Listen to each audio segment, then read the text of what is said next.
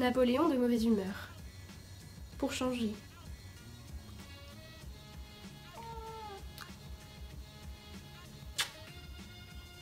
Oh, on va faire autre chose.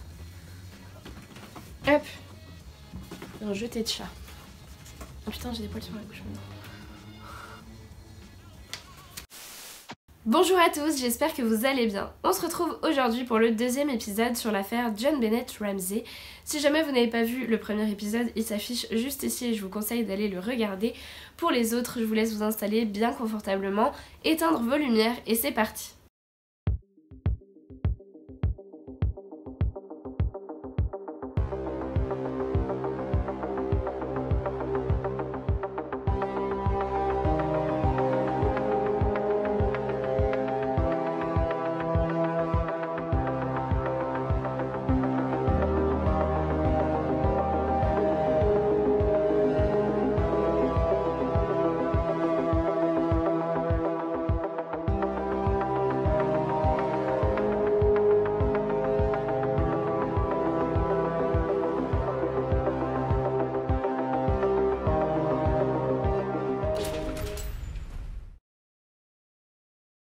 Alors comme je vous l'avais dit dans cette vidéo, on va principalement parler des erreurs qui ont été commises par la police au tout début de l'enquête et qui vont compromettre énormément de pièces à conviction. Et puis dans un deuxième temps, je vous parlerai de certaines choses qui, à mon sens, ne collent pas trop, soit avec les indices, soit entre différents témoignages. C'est toutes ces choses-là qui font que ça va être difficile aujourd'hui de démêler le vrai du faux dans cette affaire et de savoir ce qui s'est réellement passé. En plus, tout ce qui est de l'ordre des témoignages, il faut bien se dire que ça vient soit de personnes qui étaient sur place et qui du coup ont quand même vécu un choc. Donc est-ce que leur version des faits est totalement fiable? Pas forcément. Je dis pas que c'est volontaire, mais ils peuvent faire des erreurs, ils peuvent se tromper. Et puis il y a aussi le fait que chacun a finalement un petit peu sa propre théorie sur cette affaire et que ça influence pas mal, et je pense que c'est le cas aussi pour les inspecteurs qui ont mené l'enquête. Donc pour commencer, je vais vraiment vous parler des principales erreurs qui ont été commises le 26 décembre 1996, dès le tout début, au final juste après l'appel au 911 de la part de Patty Ramsey, dès que le premier inspecteur est arrivé. En fait, le problème c'est que la police elle a pas commencé à fouiller la maison dès son arrivée. À la limite, même s'ils étaient persuadés que c'était juste un kidnapping, ce qu'ils auraient dû faire, c'est vraiment inspecter absolument chacune des pièces, essayer de relever des empreintes et tout prendre en photo afin que tout soit bien figé et qu'on sache exactement comment étaient les objets, quelle était la disposition de plein de choses. Et ça n'a pas été fait.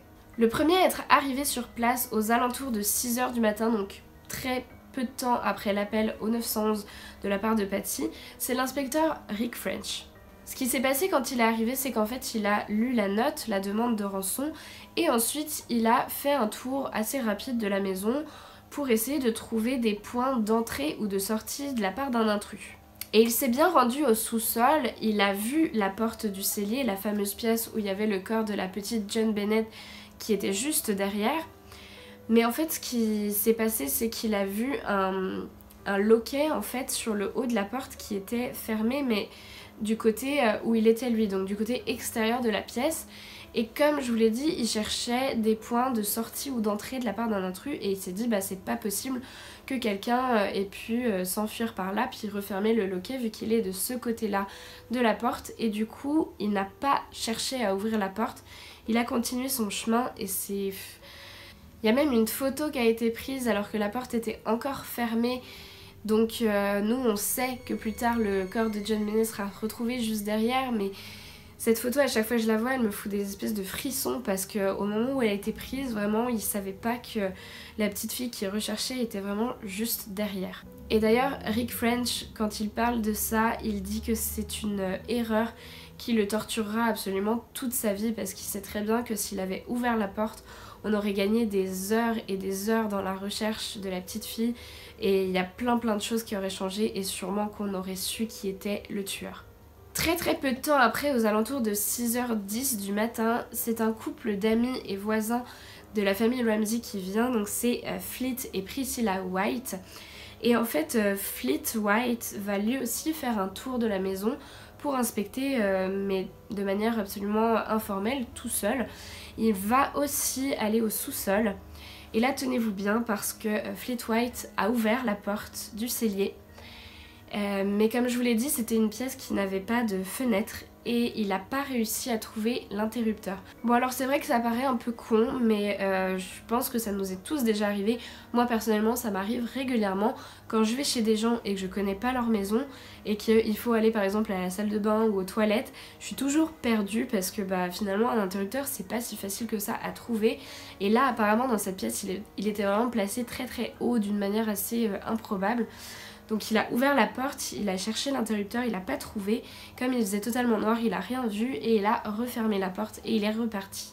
Là encore, c'est absolument terrible de se dire qu'on aurait pu trouver le corps de la petite fille aussi tôt et que ça n'a pas été fait sur un truc aussi stupide. Mais bon, je me dis que Fleet White, c'était pas un policier, donc il est quand même moins responsable de cette erreur-là. Bon alors comme je vais commencer par vous le dire, la grosse erreur qu'a fait la police c'est de ne pas avoir bouclé la maison comme une scène de crime. En fait, ce qui s'est passé c'est que après que la police soit arrivée, les Ramsey ils ont appelé plein de leurs amis, ils ont même appelé des avocats et il y a plein de gens qui est venu dans la maison, qui est venu pour les soutenir en fait. Pour les aider, mais ça fait qu'il y a énormément de personnes qui ont commencé à un peu aller partout dans toutes les pièces, à toucher à tout déplacer et ça a vraiment détruit énormément de preuves.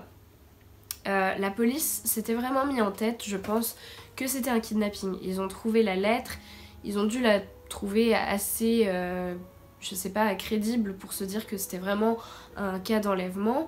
Et puis c'est vrai qu'ils ont... Je pense que c'était peut-être sûrement jamais arrivé que sur une histoire de kidnapping, on retrouve le corps sur place.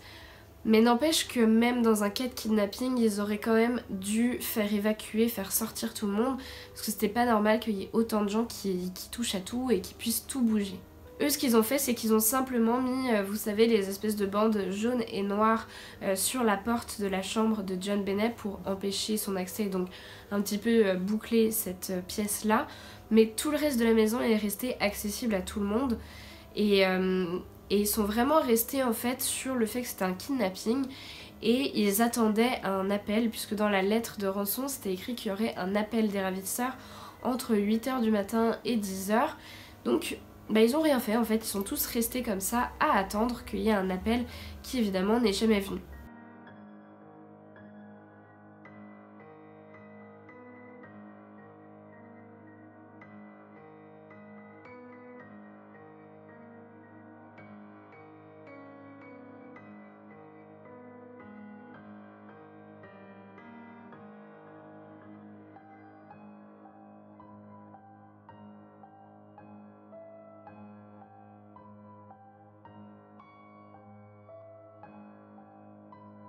Et puis pensant bien faire, il y en a certains, je pense des amis de la famille notamment, qui se sont dit on va un petit peu ranger la maison parce que la maison était quand même assez en désordre et du coup ils ont rangé plein de choses, ils ont notamment tout nettoyé dans la cuisine, tout bougé. C'est quand même des endroits, rappelez-vous, où on a trouvé la note de la demande de rançon, où après on va trouver aussi d'autres indices, notamment le bol d'ananas, la lampe de poche, mais ça je vous en parlerai plus tard. C'est incroyable en fait, ils ont juste tout détruit, tout là où il pouvait y avoir des empreintes, des traces d'ADN, où il pouvait y avoir des choses, je sais pas, dans la disposition, tout a été finalement réduit à néant. Et puis les policiers eux-mêmes, ils étaient pas préparés parce qu'ils ont laissé faire ça, ils avaient pas non plus le matériel correct, puisqu'ils avaient même pas amené suffisamment de dictaphones pour pouvoir interroger les personnes et puis qu'on ait vraiment des traces audio de ce qu'ils disaient à certains instants T. Donc tout ce qu'on a finalement c'est des notes qu'ils ont prises sur leur carnet. D'ailleurs pendant la matinée, John Ramsey il a pu s'absenter de la maison pendant à peu près 1h30 sans aucune surveillance puisqu'en fait il est apparemment allé à la banque pour chercher les 118 000 $ de la rançon. Mais il s'est absenté pendant 1h30 et personne, aucun des inspecteurs, aucune personne de la police n'a pensé que c'était judicieux de l'accompagner pour savoir ce qu'il faisait. C'est encore une fois une énorme erreur, même si John s'est sûrement effectivement rendu à la banque et que voilà, enfin on peut pas remettre en cause, en tout cas on ne sait pas, il y a un laps de temps où il part de la maison pendant 1h30 dans toute la matinée et on ne sait juste pas ce qu'il a fait. Ensuite, la plupart des personnes qui faisaient partie de la police sont parties et il ne restait plus que Linda Aren dans la maison et elle va là encore faire une grave erreur puisque elle va autoriser, et même pire que ça, elle va inciter John à fouiller la maison tout seul sans être supervisé par quelqu'un de la police. Et malheureusement en fait ça va conduire à ce qui s'est passé, c'est-à-dire que c'est John lui-même qui va découvrir le corps de sa fille. Et il va avoir une réaction, j'imagine, d'un père complètement choqué, mais qui va encore une fois détruire énormément de preuves, puisque quand il va trouver le corps de sa fille, il va lui enlever le scotch qu'elle avait sur la bouche, il va la prendre dans ses bras et la remonter au rez-de-chaussée. Donc il va détruire énormément, encore une fois, de traces d'ADN, ne serait-ce qu'au niveau de la scène de crime elle-même, il va casser plein de choses et c'est pas vraiment de sa faute, je veux dire c'est une réaction, j'imagine, de père. Quand il a vu sa fille comme ça, il a pas pu s'empêcher de lui enlever le scotch, il a même essayé d'enlever les liens qui lui accrochaient les mains. J'imagine que c'était un homme extrêmement blessé et voilà, on peut pas lui en vouloir, mais du coup, ça n'aurait absolument jamais dû se produire de cette manière-là. Et en plus, comme il était accompagné de son ami Fleet White, mais de personne de la police, eh bien, on peut pas avoir quelqu'un qui a vraiment essayé d'observer les réactions du père au moment de la découverte du corps et qui a pu prendre des notes qui soient valables. I was just going through methodically every square inch of that basement, and I opened the door and there's JonBenét. I should have thanked God I found her. And it was just this overwhelming sense of joy that I'd found my child. And her hands were tied over her head. She had tape on her mouth. I immediately took the tape off. Her eyes were closed. And I just was hoping she'd wake up and began to realize that she wasn't going to, and just started to scream. I picked her up, carried her upstairs. I don't know what I was thinking, but I was just horrified. I couldn't speak. I was just screaming, and I took her upstairs and laid her down. I guess I was taking her to help in my mind. I didn't perhaps want to accept that she was dead. Linda Arendt, qui était du coup la seule enquêtrice sur place au moment de la découverte du corps, elle va à nouveau faire une erreur puisque le père remonte le corps de JonBenét à l'étage, il la pose je crois dans l'entrée et elle va décider de prendre le corps et de le déplacer pour le mettre dans le salon. Donc là encore, à nouveau, il y a encore plus de contamination finalement du corps, des traces d'ADN, des empreintes, de la totale. 1:10 p.m., Detective Arndt moved JonBenét's body from the hallway to the living room. John Ramsey came back into the living room, and he grabbed a throw that was on the back of a chair, and he says, could you please cover her body? And as he's saying it, he's already put the blanket on top of her. Arndt would later be harshly criticized for two key decisions, asking John Ramsey to search the house and allowing John Ramsey to place the blanket on JonBenét's body. Et puis pour conclure avec toutes les erreurs qui ont été faites ce jour-là, eh bien ce qui aurait dû se passer une fois que les enquêteurs ont compris qu'on n'était plus sur une scène de kidnapping mais une scène de meurtre, c'est qu'ils auraient dû en fait emmener les parents de JonBenét et puis son frère à leur bureau de police, tous les séparer et les interroger séparément, ce qui n'a pas du tout été fait. Ils ont été interrogés ensemble. Ces entretiens-là, ils n'ont même pas été filmés, donc on n'a pas de traces visuelles ou audio de ce qui a été dit. On n'a pas non plus fait de prélèvement tout de suite de leurs vêtements, de leur sang, de leurs cheveux, etc. Ça a été fait plus tard, mais je veux dire, c'est la procédure basique qui veut que ça se fasse comme ça, et ils ne l'ont pas fait. Bon alors tout ça, vous avez bien compris que ça vient à la fois du fait que les enquêteurs n'ont pas du tout pensé que ça pouvait être aussi grave qu'un meurtre. Ils ont pensé que la maison n'était pas susceptible de contenir suffisamment d'indices. Et ça vient principalement du fait qu'ils n'étaient pas du tout suffisamment formés. La plupart des personnes qui étaient présentes à ce moment-là, c'est des personnes qui avaient... Oui, qui travaillaient dans la police, mais qui avaient certainement jamais travaillé sur des histoires d'homicide et qui connaissaient pas bien la procédure, tout simplement, quoi. C'est juste fou parce qu'on se dit, il y a eu vraiment toutes ces erreurs qui ont complètement contaminé la scène, alors que si de base, à 6h du matin, l'inspecteur Rick French avait ouvert la porte et qu'il avait trouvé le corps, rien ne se serait passé de la même manière, il n'y aurait pas eu toutes ces contaminations et franchement c'est sûr qu'on aurait trouvé qui était le coupable parce que je pense que cette affaire n'était pas réellement très compliquée. Mais du fait qu'il y a eu toutes ces erreurs, qu'il y a eu tous ces mauvais jugements, mauvaises décisions qui ont été prises, et puis des réactions de la famille qui sont, j'ai envie de dire, normales, qui ont totalement, mais tout foutu par terre, et ça fait qu'il y a énormément de preuves aujourd'hui qui sont irrecevables, simplement parce que ça n'a pas été prélevé dans de bonnes conditions. Alors encore une fois, je tiens à vous préciser que j'ai pas pu tout dire parce qu'il y a vraiment tellement de choses, mais ça c'est vraiment les principales erreurs qui ont été faites, et je pense que si ces erreurs là n'avaient pas eu lieu, peut-être qu'on aurait pu avancer un peu plus dans l'enquête et savoir ce qui s'est réellement passé. Si jamais ça vous intéresse d'en lire un petit peu plus encore là-dessus, comme dans l'épisode précédent, je vous remets le lien du site internet qui est en anglais malheureusement, mais qui regroupe énormément d'informations sur tout ce qui s'est passé. Vous avez une liste de toutes les choses avec vraiment les heures, les minutes, c'est très précis, tout le déroulé de cette journée et puis par la suite de l'enquête en fait, tout simplement. Donc si jamais vous avez envie d'en connaître plus, vous pouvez aller lire ça, vous allez voir, il y a beaucoup de choses. Et maintenant je vais passer à la deuxième partie de cette vidéo où je vais vous parler de certaines choses qui ne collent pas, qui fonctionnent pas très bien, notamment en fait entre des preuves ou des témoignages et la version que ont donné les parents Ramsey quand ils ont raconté comment s'était déroulé le 25 décembre et le matin du 26. Déjà, l'un des premiers trucs que certains ont noté, c'est que le matin du 26, quand la police était là, qu'il y avait les parents Ramsey avec leurs amis, etc., et que tout le monde attendait l'appel des ravisseurs, qui, je vous le rappelle, était censé se passer entre 8h et 10h du matin. Une fois qu'on est arrivé à 10h du matin et qu'on a dépassé cet horaire-là, personne n'est allé voir Linda Arendt pour lui dire que c'était bizarre que 10h soit passées et que l'appel n'ait toujours pas eu lieu. Pas même les parents. J'ai vraiment du mal à concevoir que si on vous dit on a enlevé votre fille, on va vous appeler entre 8 et 10h du matin, vous voyez que 10h arrive, que 10h est passé et que le téléphone n'a toujours pas sonné, en tout cas c'est pas les ravisseurs qui ont appelé.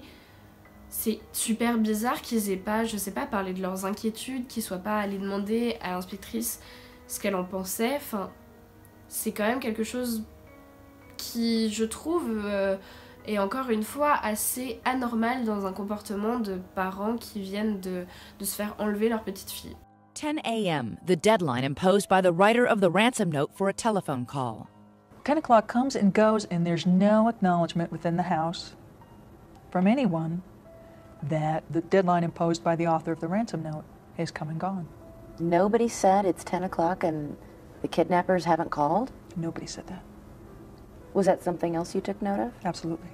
Ensuite, il y a plusieurs trucs qui coïncident pas tout à fait entre la version des faits des parents quand ils racontent leur fin de journée du 25 et puis la matinée du 26, et puis ce que d'autres personnes ont pu voir, ont pu témoigner, ou certaines preuves, certains indices qu'on a pu relever dont je vous avais parlé dans la vidéo d'avant. Je vais commencer par vous raconter la version des parents. Selon eux, le 25 décembre, dans la fin d'après-midi vers 5-6 heures, ils se sont rendus chez leurs amis et voisins, les White, donc les fameux White qui étaient chez eux aussi le matin du 26, parce qu'il y avait une fête de Noël. Donc jusque là, ok, plein de témoins sur place les ont vus à la fête, il y avait bien toute la famille, donc les deux parents, Burke et la petite John Bennett. Tout le monde avait l'air tout à fait heureux, il n'y avait aucune tension entre eux, personne n'a rien relevé de particulier à cette soirée-là. Après la fête, les parents ont repris leur voiture avec les enfants et selon eux, John Bennett ainsi que Burke se sont endormis à l'arrière de la voiture le temps du trajet qui était vraiment pas très long, mais apparemment ils ont fait quelques petits détours pour aller déposer des cadeaux chez d'autres amis, donc ça a pris un petit peu plus de temps et voilà, les enfants s'étaient endormis pendant ce trajet-là. Là, en sortant de la voiture, John il aurait pris John Bennett, sa fille, pour la monter dans sa chambre et elle était toujours endormie, elle s'est pas réveillée, donc il est allé la coucher, la mettre dans son lit, puis il est redescendu et il a joué pendant un moment avec Burke qui, on l'imagine, c'est le jour de Noël, il a reçu des nouveaux cadeaux, il a envie de jouer avec, donc il joue pendant un certain temps et puis ensuite Burke part aussi se coucher. C'est à peu près aux alentours de 22 h que John Bennett est vu pour la dernière fois par ses parents. Donc selon les versions, des fois c'est le père, des fois c'est la mère, mais en tout cas l'un des deux est rentré dans la chambre et il l'a vu dans son lit bien endormi. Donc ils ont refermé la porte et puis ils sont partis se coucher très peu de temps après. Aux alentours de 22 h, 22 h 30 à peu près, les deux parents se sont mis au lit et se sont endormis. Eux ils disent qu'ils ne se sont pas réveillés de la nuit, qu'ils ne se sont pas relevés jusqu'à du coup à peu près 5 h 45 donc le lendemain. Donc ça c'est la version des parents et on va voir qu'il y a des choses finalement qui collent pas très bien avec cette version et on a l'impression que peut-être ils auraient menti sur comment s'est déroulée la soirée. L'une des premières choses qu'ont remarqué certaines personnes, c'est que John Bennett, quand elle a été trouvée, elle n'était pas en pyjama, elle était en tenue de jour. Et pour certains, ils se sont dit c'est quand même bizarre que les parents aient mis leur petite fille au lit et les laissé dormir toute la nuit, habillée avec sa tenue de la veille. Normalement, ils auraient dû la changer et la mettre en pyjama. Alors pourquoi est-ce qu'elle était en tenue habillée ? Après moi je me dis que si effectivement elle s'est endormie dans la voiture et qu'ils l'ont couchée et qu'elle s'est pas réveillée, c'est peut-être normal que du coup elle avait une tenue de jour et qu'elle était pas en pyjama. Il y a une autre chose qui est par contre un petit peu plus étrange. Je vous avais parlé dans la vidéo précédente de petits morceaux d'ananas qui avaient été retrouvés dans l'intestin de John Bennett et qui n'étaient pas complètement digérés, enfin pas commencé à digérer.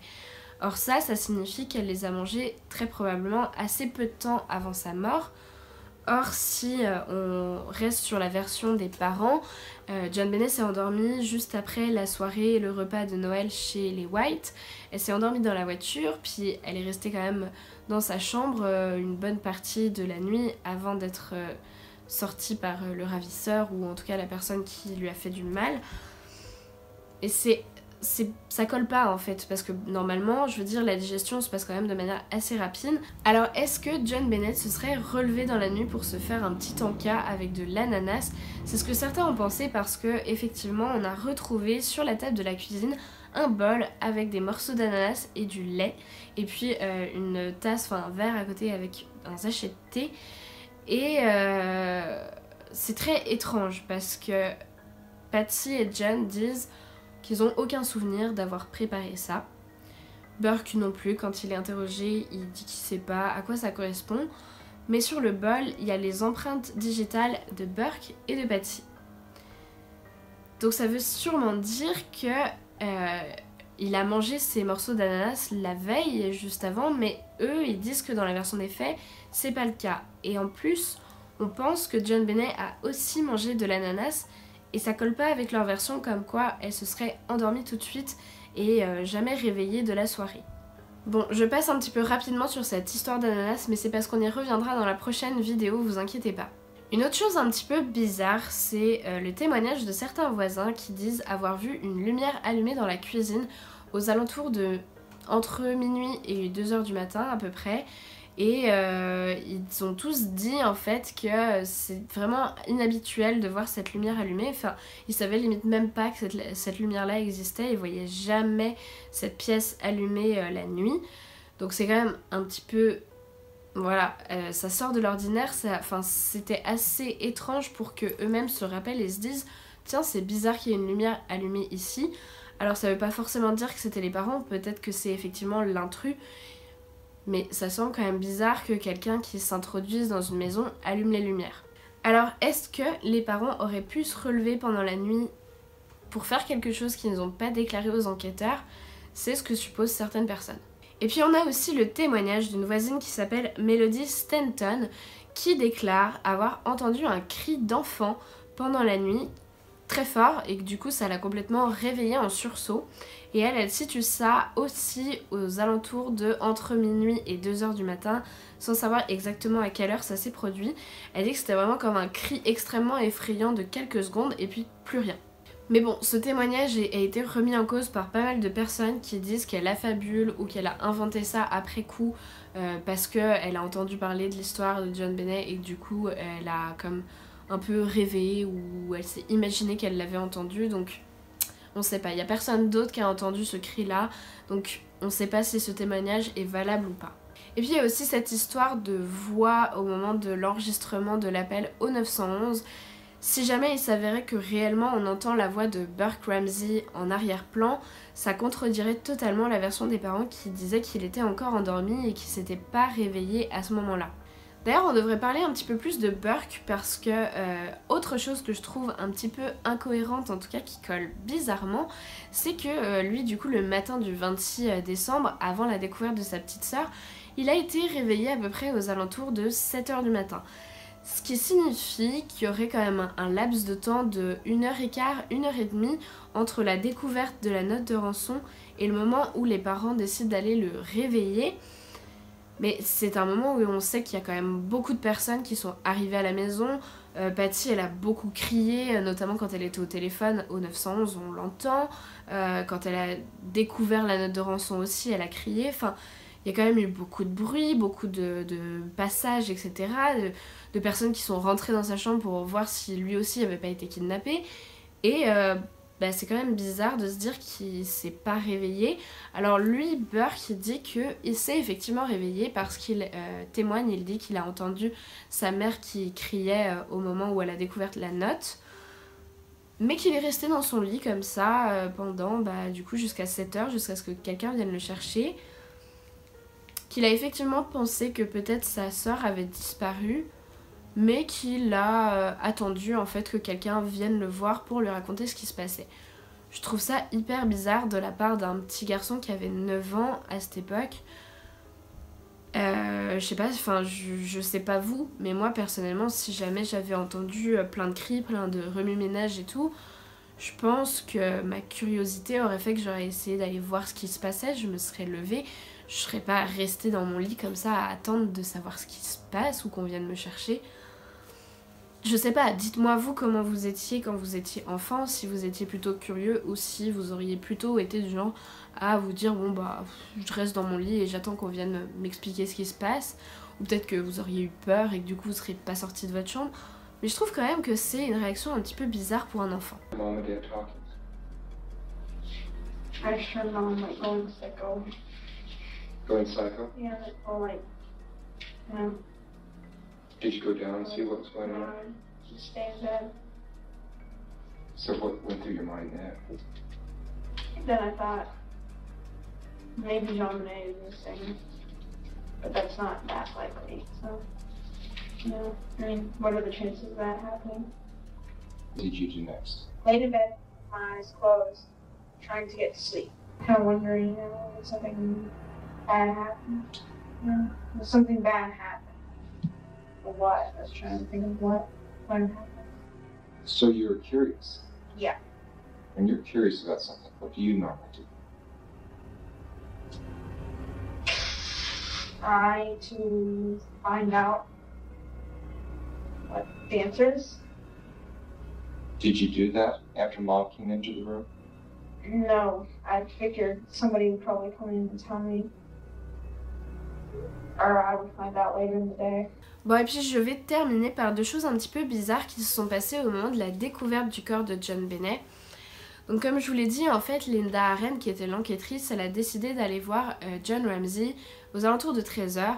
Et comme elle le voyait tourner en rond, tout ça, elle s'est dit, pour essayer de lui occuper un peu l'esprit, je vais lui demander d'aller fouiller la maison. Et en fait, mot pour mot, elle lui a dit de fouiller top to bottom, ce qui veut dire de haut en bas.